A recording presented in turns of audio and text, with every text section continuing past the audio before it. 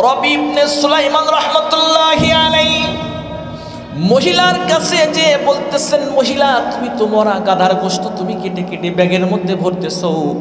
মহিলা বলতেছেন, হ্যাঁ আমি ব্যাগের মধ্যে ভরতেছি। রবি ইবনে সুলাইমান বলে, এই যে মরা গাধার গোশতগুলো ব্যাগের মধ্যে ভরতেছো, এটা সম্পূর্ণ খাওয়া হালাল না হারাম তুমি বলো? মহিলা বলতেছে, কয় হারাম। কিন্তু হারাম হওয়া সত্ত্বেও মরা গাধার গোশতগুলো তুমি কেটে কেটে ব্যাগের মধ্যে ভরতেছো কেন জানতে চাই। মুসলমান ভাইরা রে আমার, আল্লাহ পাক রব্বুল আলামিন বলেন, ইন্নামা আমরুহু ইযা আরাদা শাইআন আইয়াকুলা লাহু কুন ফায়াকুন।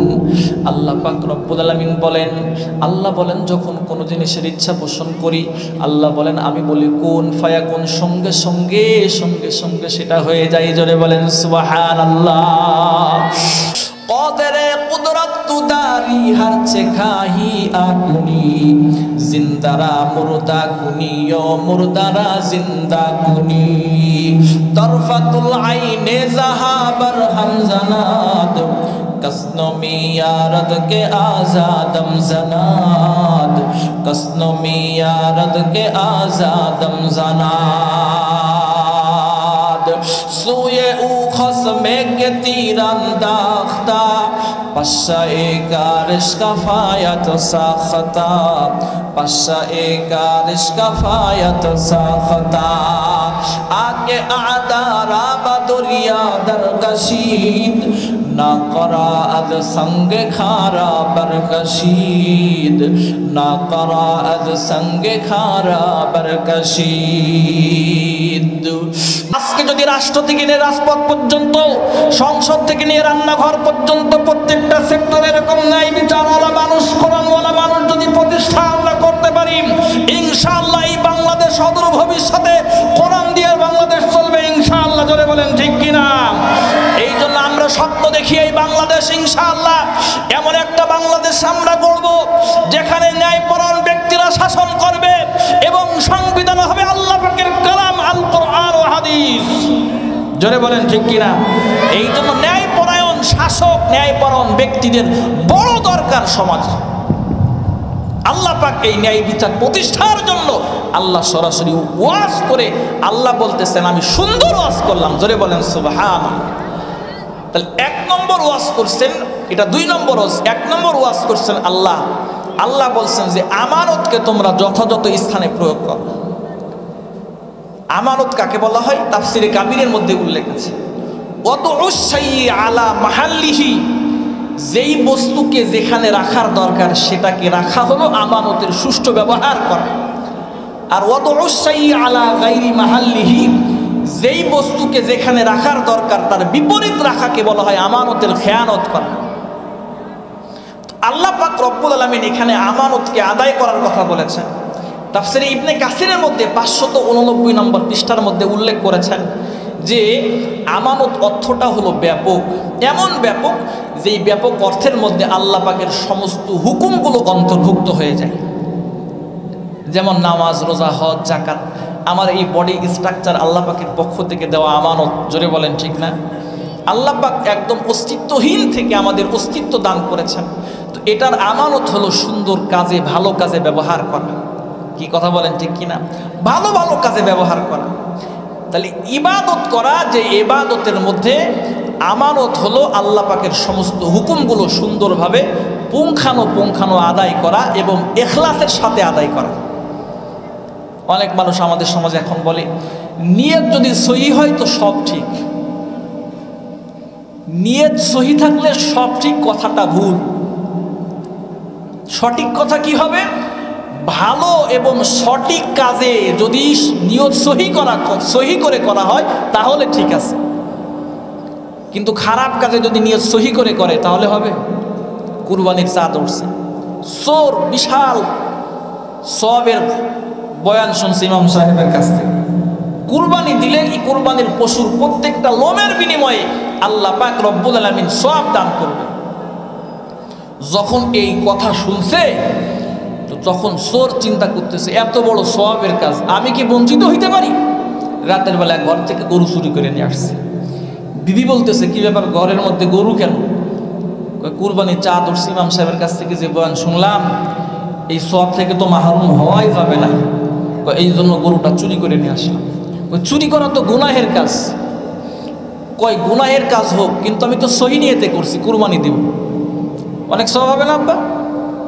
কি অনেক সওয়াব হবে? তো স্ত্রী বলতেছে এটা গুনার কাজ। ঘন ঘন তো ফতুয়া দিও না, আমার হিসাব নিকাশ করা আছে। কয় আমি অনেক চিন্তা ভাবনা করে দেখলাম এত সওয়াবের কাজ, এই জন্য চুরি করলাম। আমি যে কুরবানি দিব, প্রত্যেকটা লোমের বিনিময়ে আল্লাহ যে নেকি দান করবে এবং 10 গুণ পরিমাণ আল্লাহ বাড়ায় দিবে। এই নেকি এক পাল্লায় রাখা যদি হয়, আর গুনাহ যদি আর এক পাল্লায় রাখা হয়, নেকি এবং গুনাহের পাল্লা বরাবর হবে, মাঝখানে গোশত খাবো ফাও। সওয়াব কি পাবে বাপ? ধরে বলেন। তাহলে কাজ সে ভালো করছে, কুরবানি দিবে, ভালো কাজ সহি নিয়তে করছে, কিন্তু শরীয়তের পদ্ধতি অনুযায়ী হয় নাই, বরং চুরি করে করছে, এই জন্য যারা পরিমাণ সওয়াব পাবে না। কি কথা বলেন, ঠিক কিনা? সহি নিয়তে যদি হয় আল্লাহ পাকের ইবাদত, তাহলে সেই ইবাদতের মধ্যে সওয়াব হবে। কথা বলেন, ঠিক না?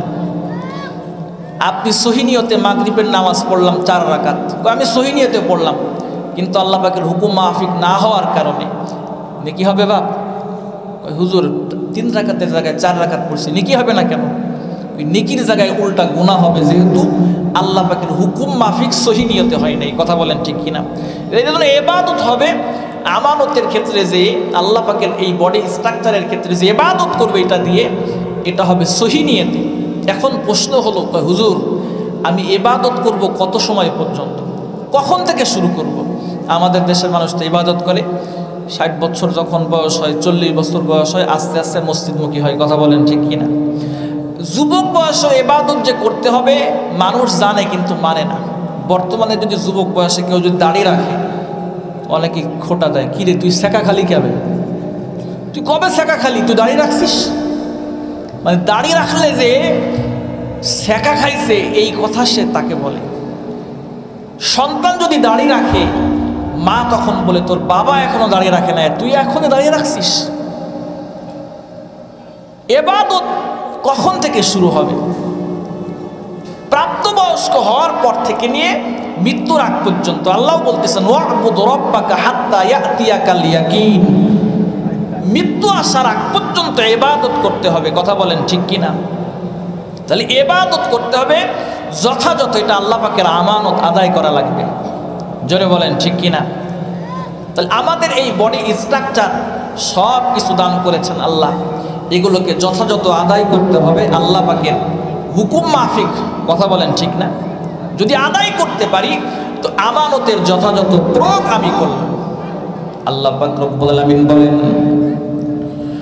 মুসলমান ভাইরা রে আমার, আল্লাহ রাব্বুল আলামিন আমার বডি স্ট্রাকচার সুন্দর করে যখন তৈরি করে দিয়েছেন, আমি যদি এখন ইবাদত বন্দেগী সুন্দর মতো করতে পারি, তাহলে আমানতের সুন্দর সুষ্ঠু ব্যবহার করা হবে।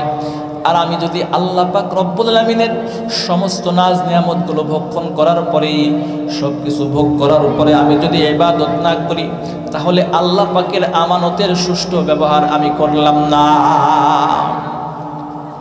মুসলমান ভাইরা রে আমার, আল্লাহ রাব্বুল আলামিন আমাদের সুন্দর বডি স্ট্রাকচার দান করেছেন। এই সুন্দর বডি দিয়ে আল্লাহ পাকের গোলামির মধ্যে আমাদের লিপ্ত হওয়া লাগবে। নবী সাল্লাল্লাহু আলাইহি ওয়াসাল্লাম বলেন, লা ঈমানা লিমান লা আমানাতা লাহু। ওই ব্যক্তির ঈমান নাই যার মধ্যে আমানতের যাররা পরিমাণ কোনো অংশ নাই। তাহলে সে পূর্ণ মুমিন হতে পারবে না যার মধ্যে পরিপূর্ণ আমানত থাকবে না। তাফসিরে ইবনে কাসিরের মধ্যে আসছে আল্লাহ পাকের সমস্ত হকগুলো ইবাদতের অন্তর্ভুক্ত। জোরে বলেন, ঠিক কিনা? এই জন্য ইবাদত সুন্দর মতো আমাদের করা লাগবে। মুসলমান ভাইরা রে আমার, কোনো ব্যক্তি যদি সুন্দর করে আমানতটাকে সুন্দর ব্যবহার করে আল্লাহ পাকের গোলামির মধ্যে তার জীবনটা পরিচালনা করে, আল্লাহ পাক রব্বুল আলামিন ওই সমস্ত বান্দাকে কেমন ফ্যাসিলিটি দান করবেন। আল্লাহু আকবার। কিতাবের মধ্যে আসছে, কোনো ব্যক্তি যদি সহি নিয়তে সঠিক কাজ আল্লাহ পাকের হুকুম মাফিক করে, আল্লাহ পাক রব্বুল আলামিন সেই আমলটাকে কবুল করে তাকে জান্নাত পর্যন্ত দিতে পারে। জোরে বলেন সুবহানাল্লাহ।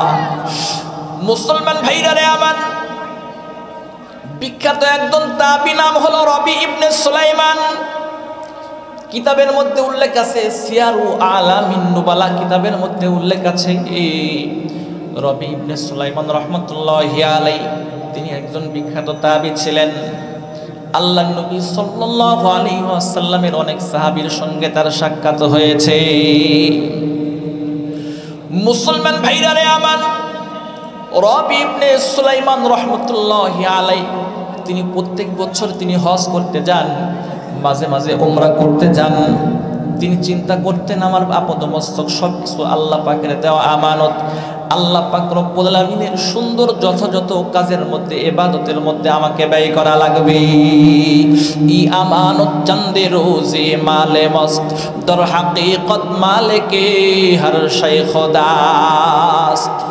মুসলমান ভাইরা রে আমার, ছোট্ট একটা আমল যদি সহি নিয়তে কোনো ব্যক্তি যদি করতে পারে, আল্লাহ পাক রব্বুল আলামিন তাকে কি ফ্যাসিলিটি, কি মর্যাদা দান করেন।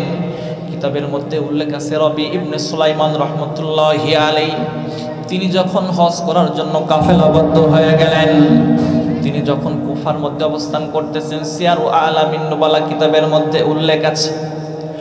মুসলমান ভাইরা রে আমার, রবি ইবনে সুলাইমান রাহমাতুল্লাহি আলাইহি কিতাবের মধ্যে উল্লেখ আছে তার কাছে যখন 600 দিরহাম যখন একত্রিত করে তিনি যখন হজের কাফেলার মধ্যে লিপ্ত হয়ে গেছেন, হজের কাফেলার মধ্যে মশগুল হয়ে গেছেন, কাফেলাবদ্ধ হয়ে কুফার মধ্যে অবস্থান করতেছেন। এক পর্যায়ে তিনি কাফেলাবদ্ধ হয়ে যখন যাবেন, এমন সময় দেখতেছেন মরুভূমির মধ্যে একজন পদ্মাবৃত অবস্থায় মহিলা মরা গাধার গোশতগুলো কেটে কেটে ব্যাগের মধ্যে ভর্তি করতে আসে। রবি ইবনে সুলাইমান রাহমাতুল্লাহি আলাইহি মহিলার কাছে যে বলতেছেন, মহিলা তুমি তো মরা গাধার গোশত তুমি কেটে কেটে ব্যাগের মধ্যে ভরতেছো। মহিলা বলতেছেন, হ্যাঁ আমি ব্যাগের মধ্যে ভরতেছি। রবি ইবনে সুলাইমান বলে, এই যে মরা গাধার গোশতগুলো ব্যাগের মধ্যে ভরতেছো, এটা সম্পূর্ণ খাওয়া হালাল না হারাম তুমি বলো। মহিলা বলতেছে, কয় হারাম, কিন্তু হারাম হওয়া সত্ত্বেও মরা গাধার গোশতগুলো তুমি কেটে কেটে ব্যাগের মধ্যে ভরতেছো কেন জানতে চাই। মহিলা বলতেছেন, আমি হলাম অভাবের মধ্যে পড়া একজন হতভাগিনী দরিদ্র মহিলা, এই জন্য আমার ঘরের মধ্যে কোনো খাবার নাই, স্বামী মৃত্যুবরণ করেছে, জীবন চলে না, এই জন্য আমি মরা গাধার গোশতগুলো কেটে কেটে রান্নার জন্য আমি ব্যাগের মধ্যে ভর্তি করতে আছি। সিয়ারু আলামিন নুবালা কিতাবের মধ্যে উল্লেখ আছে। তখন রবি ইবনে সুলাইমান রাহমাতুল্লাহি আলাইহি বলেন, মহিলা তুমি মানুষের দ্বারস্থ হইতে পারো। মহিলা তখন বলতেছেন, আমরা হলাম কুরাইশ বংশের নারী, আর নবী বংশের নারীদের জন্য সদকা ফিতর খাওয়া আল্লাহ পাক রব্বুল আলামিন জায়েজ করেন নাই, এই জন্য আমি কারোর কাছে হাত পাতি নাই। কিতাবের মধ্যে আসছেন রবি ইবনে সুলাইমান রাহমাতুল্লাহি আলাইহি সঙ্গে সঙ্গে তিনি কাফেলার কাছে চলে গেলেন। যাওয়ার পরে 200 দিরহাম দিয়ে বাজারের মধ্য থেকে সুন্দর করে সদাই পাতি তিনি ক্রয় করে নিলেন। মুসলমান ভাইরা রে আমার, সদাই পাতি সবগুলো যখন ক্রয় করার পরে আরো যখন 400 দিরহাম যখন তার কাছে বাকি আছে, রবি ইবনে সুলাইমান রাহমাতুল্লাহি আলাইহি টাকাগুলো নিয়ে মহিলার কাছে জমা দিয়ে বলতেছেন, মা আমার কাছে যত টাকা ছিল সব তোমার কাছেই দিয়ে দিলাম, 200 দিরহাম দিয়ে বাজার করলাম। তখন এই কথা বলে রবি ইবনে সুলাইমান কাফেলার লোকেদেরকে বলতেছেন, আমি আজকে তোমাদের কাছ থেকে চলে গেলাম, আমার যত টাকা পয়সা ছিল সব শেষ করে ফেলেছি, হজে যাওয়া আমার পক্ষে সম্ভব নয়। মুসলমান ভাইরা রে আমার, রবি ইবনে সুলাইমান রাহমাতুল্লাহি আলাইহি নফল হজ করার তিনি নিয়ত করেছেন, যে ইতিপূর্বে তিনি কয়েকবার হজ করেছেন, এই জন্য রবি ইবনে সুলাইমান সমস্ত টাকাগুলো যখন দিয়ে দিলেন, লোকেরা তখন বলতেছেন, রবি ইবনে সুলাইমান তোমার কি সমস্যা বলো, আমাদেরকে বলো, আমরা প্রয়োজনে ব্যবস্থা করে দেব। রবি ইবনে সুলাইমান রাহমাতুল্লাহি আলাইহি বলেন, আমার সমস্যার কথা আল্লাহ রাব্বুল আলামিন ছাড়া আমি কাউকে আর প্রকাশ করতে আমি রাজি না। রবি ইবনে সুলাইমান যখন তিনি হজ করতে গেলেন না, কাফেলার মানুষগুলো যখন হজ করতে চলে গেলেন, যাওয়ার পরে তারা যখন হজ করে যখন ফেরত চলে আসছে, রবি ইবনে সুলাইমান রহমতুল্লাহি আলাইহিকে বলতেছেন, রবি ইবনে সুলাইমান, তুমি তো বলেছিলে আমি হজ করতে যাব না, কিন্তু আমরা দেখলাম মুজদালিফার মধ্যে তোমার চেহারা মানুষ আমরা দেখতে পেলাম। মুসলমান ভাইরা রে আমার, কাফেলার মানুষগুলো বলতেছেন, রবি ইবনে সুলাইমান, তুমি না বললে আমরা হজ করতে যাব না, কিন্তু তোমাকে আমরা লক্ষ্য করে দেখলাম, মুজদালিফার মধ্যে তোমাকে পেলাম, তওয়াফের মধ্যে পেলাম, আরাফার মধ্যে পেলাম, কিন্তু যখনই তোমার সঙ্গে আমরা সাক্ষাৎ করতে যাব এমন সময় তুমি সুন্দর করে সেখান থেকে আস্তে করে দূরে সরে চলে যাচ্ছ। হযরত রবি ইবনে সুলাইমান রহমতুল্লাহি আলাইহি বিপদের মধ্যে পড়ে গেলেন। মানুষের কথা শোনার পরে তার চেহারার মধ্যে মালিন্যতার ছাপ দেখা যায়। মুসলমান ভাইরা রে আমার, রবি ইবনে সুলাইমান রহমতুল্লাহি আলাইহি তিনি বলতেছেন, না না, আমি হজ করতে যাই নাই, তোমরা হয়তো ভুল দেখেছো। রবি ইবনে সুলাইমান রহমতুল্লাহি আলাইহি রাতের বেলা নামাজ কালাম সুন্দর করে পড়ার পরে এক পর্যায়ে তিনি তাহাজ্জুদের নামাজ পড়লেন। অধিক পরিমাণে দুরূদ শরীফ পড়তে পড়তে পড়তে পড়তে যখন ঘুমিয়ে গেলেন, রাতের বেলা আল্লাহর নবী সাল্লাল্লাহু আলাইহি ওয়াসাল্লামের সঙ্গে স্বপ্নের মাধ্যমে সাক্ষাৎ। নবীজি সাল্লাল্লাহু আলাইহি ওয়াসাল্লাম বলেন, রবি ইবনে সুলাইমান, লোকেরা বলতেছে যে তুমি হজ করতে গিয়েছো, তুমি বলতেছো হজ করতে যাও নাই।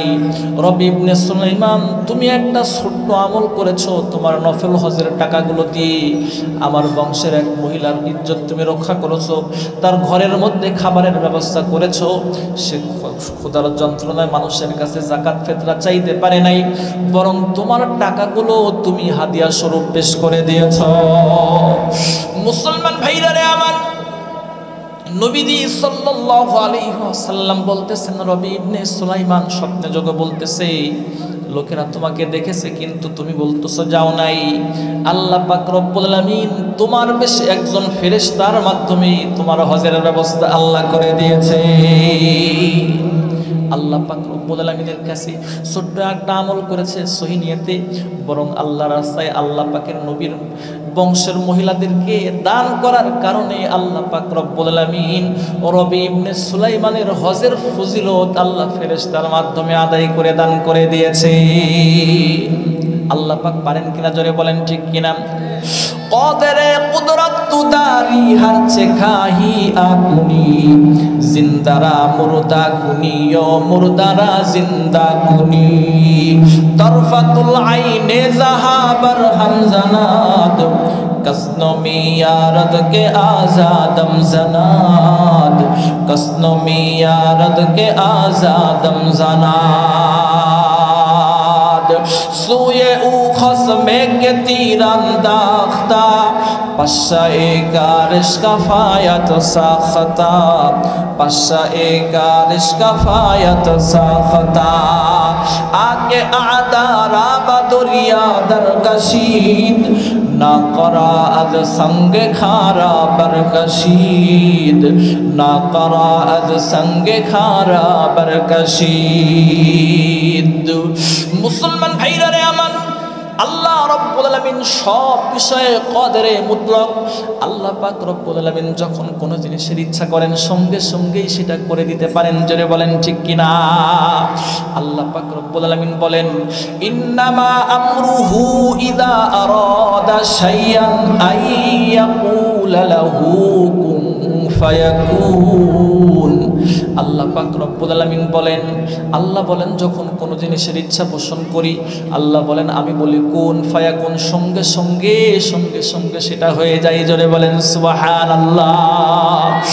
মুসলমান ভাইরা রে আমার, এই জন্য এক নম্বর হক হলো, এক নম্বর আমানত হলো আল্লাহ পাকের আমানতগুলো সুন্দর সুন্দরভাবে আদায় করা, যথাযথভাবে আদায় করা। দুই নম্বর হক হলো বান্দার হক। বান্দার যে সমস্ত হক আছে, আমানতগুলো আছে, আমানতগুলো সুন্দরভাবে আদায় করে দেওয়া। এই জন্য বান্দার হক আমার কাছে যেগুলো আছে মারা যাবে না, জোরে বলেন ঠিক কিনা। আজকে আমাদের দেশে সব জায়গায় একজন মানুষ আর একজন মানুষের হক মেরে তাকে ঠকাইতে পারলে সে সবচেয়ে আনন্দিত হয়, জোরে বলেন ঠিক কিনা। এই জন্য বান্দার হক মারা যাবে না। নবী সাল্লাল্লাহু আলাইহি ওয়াসাল্লাম বান্দার হকের ব্যাপারে, বান্দার আমানতের ব্যাপারে মুসলমান উম্মতদেরকে খুব সতর্ক করেছে। বাপ, এই জন্য আমানত, আল্লাহর আমানত যথাযথ আদায় করব, ইবাদত আদায় করব। আর বান্দার যে সমস্ত হক আছে আমার কাছে, এই সমস্ত হকগুলো কারোর সম্পদ আমরা মেরে খাবো না। ধরে বলেন ঠিক কিনা? মাঠে গিয়ে ঘাস কাটতে গিয়ে অন্যের ফসল বস্তার মধ্যে ভরে বাড়িতে এনে আমার গরু ছাগলকে খাওয়াইলাম, অন্যের আমানত নষ্ট করলাম, হাসরের ময়দানে এই জব কিন্তু দেওয়া লাগবে। কি জোরে বলেন ঠিক কিনা? এই জন্য আমানতের ব্যাপারে খুব সতর্ক থাকতে হবে। আল্লাহর আমানতের পরে বান্দার আমানত যেগুলো আছে, তাফসীর ইবনে কাসিরের মধ্যে আসছে, এর ব্যাপারে সতর্ক হতে হবে। খুতুবাতে হাকিমুল ইসলামের মধ্যে উল্লেখ আছে, বান্দার হক যদি কেউ নষ্ট করে, আল্লাহ পাক রব্বুল আলামিন হাসরের ময়দানে যতক্ষণ পর্যন্ত তার না আদায় করবে ততক্ষণ পর্যন্ত সামনে যাইতে পারবে না। নবীজি একদিন বলতেছেন, সাহাবারা বলো তো সবচেয়ে মুফলেস কে, কোন ব্যক্তি? হত দরিদ্র অসহায় কোন ব্যক্তি? নবী সাল্লাল্লাহু আলাইহি ওয়াসাল্লামের সাহাবারা তখন বলতেছেন, আল্লাহু ওয়া রাসূলুহু আ'লাম, আল্লাহ এবং আল্লাহ রাসূল সবচেয়ে ভালো জানে। নবীজি বললেন, ওই ব্যক্তি, যে ব্যক্তি অনেক হজ যাকাত অনেক ইবাদত নিয়ে, নামাজ রোজা সব নিয়ে উঠছে, কিন্তু বান্দার হক আদায় করে নাই, বান্দার আমানত নষ্ট করেছে, পাওনাদারদের পাওনা আদায় করে নাই। সমস্ত মানুষ উঠছে, পাওনাদাররা আসছে পাওনা নেওয়ার জন্য। আল্লাহ তার সমস্ত আমল থেকে তাদেরকে দিয়ে দিয়ে এক পর্যায়ে আমল সব শেষ হয়ে যাবে, অন্যদের পাওনাদাররা এখনো বাকি থাকবে। নবীজি বলেন, পাওনাদারদের পাওনার গুনাহগুলো এই ব্যক্তির উপর চাপিয়ে দেওয়া হবে। এই ব্যক্তির এত কিছু নেওয়া সত্ত্বেও যখন হাসরের ময়দানে এখন সে নিঃস্ব হত দরিদ্রের মতো হয়ে গেল, নবীজি বলেন, এর সব বড় মুফলেস আর কেউ হইতে পারে না। জোরে বলেন নাউযু বিল্লাহি মিন যালিক। এই জন্য বান্দার হকের ব্যাপারে বাপ খুব সতর্ক থাকা লাগবে। জোরে বলেন ঠিক কিনা? খুব সতর্ক থাকা লাগবে। যেমন কিতাবের মধ্যে উল্লেখ আছে, ইব্রাহিম বিন আদহাম রহমতুল্লাহি আলাইহি তিনি হজ করতে যাবেন। তিনি যখন হজ করতে যাবেন, এমন সময় এক দোকান থেকে খেজুর তিনি ক্রয় করার জন্য গেছেন। খেজুর ক্রয় করার পরে মাপার সময় কয়েকটা খেজুরওয়ালার বস্তার মধ্যে পড়ে গেছে। ইব্রাহিম বিন আদহাম রহমতুল্লাহি আলাইহিকে বলতেছে, আপনি ওখান থেকে কয়েকটা খেজুর উঠায় নেন। ইব্রাহিম বিন আদহাম উঠায় নিয়েছে। উঠানোর পরে দেখতেছে কয়েকটা খেজুর অতিরিক্ত চলে আসছে, তার স্মরণে নাই তিনি যখন হজ করতে গেছে। এমন সময় তওয়াফ করতে করতে বাবে উম্মে হানির পাশে ইব্রাহিম বিন আদহাম রহমতুল্লাহি আলাইহি তিনি তন্দ্রাচ্ছন্ন অবস্থায় যখন বসে আছে, ঝিমনি আসছে, এক পর্যায়ে ঘুম আসছে। স্বপ্নযোগে দেখতেছে দুইজন সাদা পোশাক পরিহিত মানুষ বলতেছে, ইব্রাহিম বিন আদহামের হজ আল্লাহ কবুল করতেছে না, ইবাদত কবুল করতেছে না। কয় কেন? আরেকজন বলতেছে, দুইজন ব্যক্তির আরেকজন কয়, ওর হারাম খাচ্ছে, অন্যের আমানত নষ্ট করে খাওয়ার কারণে আল্লাহ ইবাদত কবুল করতেছে না। কিতাবের মধ্যে আসছে, ইব্রাহিম বিন আদহাম রহমতুল্লাহি আলাইহি স্বপ্নযোগে বলতেছে, আপনারা কারা, কেন এই কথা বলতেছেন? তখন দুইজন বলতেছে, আমরা হলাম আল্লাহর রহমতের ফেরেশতা, আমরা হলাম আল্লাহ পাকের রহমতের ফেরেশতা। কাজী আল্লাহ আমাদের মাধ্যমে তোমাকে জানানোর ব্যবস্থা করেছে। ইব্রাহিম আদহামের ঘুম থেকে ওঠার পরে পেরেশান হয়ে গেছে, আমি এখন কি করতে পারি? মুসলমান ভাইরা রে আমার, ইব্রাহিম বিন আদহাম রহমতুল্লাহি আলাইহি সফর করার পরে এক পর্যায়ে সেই দোকানওয়ালার বাড়ির পর্যন্ত যখন পৌঁছিয়ে গেছে, যাওয়ার পরে দেখতেছেন দোকানের পাশে যেই দোকানটা আছে, দোকানওয়ালার মালিকটা আর নাই, ছোট্ট একটা সোনামণি বসে আছে। লোকটাকে বলতেছেন, ছোট্ট সোনামণিকে বলতেছেন, বাপ, এখানে একজন মুরব্বী দোকানওয়ালা ছিল যার কাছ থেকে আমি খেজুর ক্রয় করে গিয়েছিলাম, সেই লোকটার সঙ্গে সাক্ষাৎ করতে চাই। ছোট্ট সোনাটা বললেন, না না, লোকটা মৃত্যুবরণ করেছেন। সেই লোকটা ছিল আমার বাবা, দুনিয়া থেকে মৃত্যুবরণ করে চলে গেছে। ইব্রাহিম বিন আদহাম রহমতুল্লাহি আলাইহি বলতেছেন, সেই লোকটার সঙ্গে আমার পাওনা দাওনা আছে। কয় কি পাওনা? আমি যখন খেজুর ক্রয় করেছিলাম, কয়েকটা খেজুর আমার এই বস্তার মধ্যে পড়ার কারণে আমি উঠাইছিলাম, তার কিছু অংশ আমার মালের মধ্যে মিশ্রিত হওয়ার কারণে আমি স্বপ্ন দেখি রহমতের ফেরেশতারা পর্যন্ত এসে বলতেছেন অন্যের আমানত আমার মালের মধ্যে মিশ্রিত হওয়ার হয় না। এই জন্য আমি মাপ চাওয়ার জন্য আসলাম। ছোট্ট সোনামণি বলতেছেন আমার বাবা যেহেতু দুনিয়া থেকে চলে গেছে, আমাদের কাছ থেকে মাপ চেয়ে নেন। এক পর্যায়ে সমস্ত ব্যক্তি মাফ করে দিয়েছে। এরপরে যখন তিনি দেখতে পেলেন, আবার যখন চলে গেলেন, সংক্ষিপ্ত আকারে বলতেছি, আবার স্বপ্ন দেখলেন। এখন দেখা যায় দুইজন রহমতের ফেরেশতা বলা বলি করতেছে, আল্লাহ পাক রব্বুল আলামিন ইব্রাহিম বিন আদমের আল্লাহ হজ কবুল করে নিয়েছেন। মুসলমান ভাইরা রে আমার, এই জন্য আমানত আমাদের কাছে আল্লাহ দান করেছেন। বান্দার আমানত আছে, আল্লাহ পাকের কিছু আমানত আছে। এই জন্য মাল সম্পদ সবগুলো কার দেওয়া আমানত? জোরে বলেন। আল্লাহ পাক রব্বুল আলামিনের দেওয়া আমানত। আমার জানমাল সব কিছু আল্লাহ পাক রব্বুল আলামিনের দেওয়া আমানত। এই জন্য আল্লাহ পাক রব্বুল আলামিন এই আমানতের ব্যাপারে বলেন, ইন্নাল্লাহা ইয়া'মুরুকুম আন তুআদ্দুল আমানাতি ইলা আহলিহা। মুসলমান ভাইরা রে আমার, আল্লাহ রাব্বুল আলামিন বলেন তোমরা আমানতের যথাযথ স্থানে তোমরা ব্যবহার করো, প্রয়োগ করে ফেলো। এই জন্য আমাদের ছেলে সন্তান, আমাদের সব সম্পত্তি যা কিছু আছে সব আল্লাহ পাকের দেওয়া আমানত। জোরে বলেন ঠিক কিনা?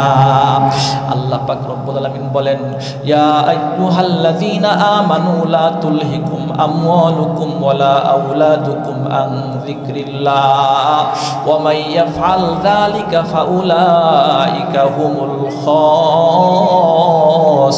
খাসিরুন।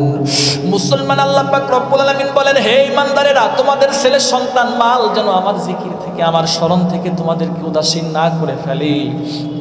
এই জন্য আমাদের ছেলে সন্তান মালগুলোকে যথাযথ স্থানে প্রয়োগ করা লাগবে। সন্তানের হক আদায় করা লাগবে, মালের হক আদায় করা লাগবে। জোরে বলেন ঠিক কিনা? মুসলমান ভাইরা রে আমার, আমরা যদি মালের হক আদায় করি, মালের মধ্যে আল্লাহ বরকত দান করে দিবে। আমাদের গুনার কারণে অনেক সময় অপরাধ সংগঠিত হওয়ার কারণে আল্লাহ পাক রব্বুল আলামিন ক্রুদ্ধ হয়ে যান। কিন্তু কিছু মানুষ যখন এলাকার মধ্যে আমল করতে থাকে, আল্লাহ পাক রব্বুল আলামিন আমলের বদৌলতে আল্লাহ পাক সেই রাগ এবং গজবকে আল্লাহ তাদের আমলের কারণে উঠায় নেন। জোরে বলেন সুবহানাল্লাহ। তার মধ্যে একটা হলো এই মালকে আল্লাহ পাকের রাস্তায় খরচ করা। জোরে বলেন ঠিক কিনা? দিনী মার্কাজগুলোকে তৈরির পিছনে মাল খরচ করা। দিনী মার্কাজে খরচ করলে কি লাভ? সংক্ষেপে আকারে বলতেছি, সুলতান মাহমুদ গজনবী আল্লাহর কাছে দোয়া করে, আল্লাহ তোমার নবীকে স্বপ্ন দেখায় দাও। 10 বছর ধরে দোয়া করে, নবীকে স্বপ্ন দেখে না। একদিন রাস্তার মোড়ে দেখে তিনি আসতেছেন রাতের বেলা, একজন ছোট্ট সোনামণি হাফেজে কোরআন হওয়ার জন্য কোরআন শরীফ পড়তেছে রাস্তার আলো দেখে।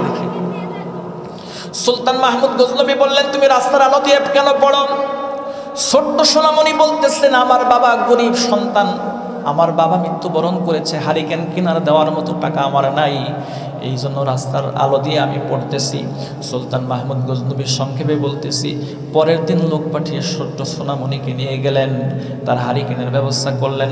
মাদ্রাসার তালিবুল ইলমের জন্য তিনি মাল খরচ করলেন, আর বললেন তুমি আমার জন্য দোয়া করো, আমি যেন আল্লাহর নবীকে স্বপ্নের মাধ্যমে দেখতে পারি। জোরে বলেন সুবহানাল্লাহ। মুসলমান, কোনো ব্যক্তি যদি নবীকে স্বপ্ন দেখে, তার জন্য নবীর শাফাত ওয়াজিব হয়ে যায়। ছোট্ট সোনামণি যখন দোয়া করলেন, সুলতান মাহমুদ গজনবী এবার রাতের বেলা যখন ঘুমায় যাই, স্বপ্ন দেখতেছে নবীর সঙ্গে সাক্ষাৎ হয়ে গেছে। নবীজিকে বলতেছেন, নবীজি 10 বছর 12 বছর দোয়া করি আপনার সঙ্গে সাক্ষাৎ হওয়ার জন্য, কিন্তু কোনোদিন সাক্ষাৎ হয় নাই। আজকে 10 বছর পরে আপনার সঙ্গে সাক্ষাৎ হলো, কোন আমলের কারণে আমি একটু জানতে চাই। নবী বললেন, তুমি মাদ্রাসার তালিবুল ইলমদের জন্য খরচ করেছো, সে দোয়া করেছে, দোয়ার বদল আল্লাহ পাক রব্বুল আলামিন তোমার আমলনামা কবুল করে, তোমার দানকে কবুল করে আমার সঙ্গে সাক্ষাতের ব্যবস্থা আল্লাহ করে দিয়েছেন। জোরে বলেন সুবহানাল্লাহ।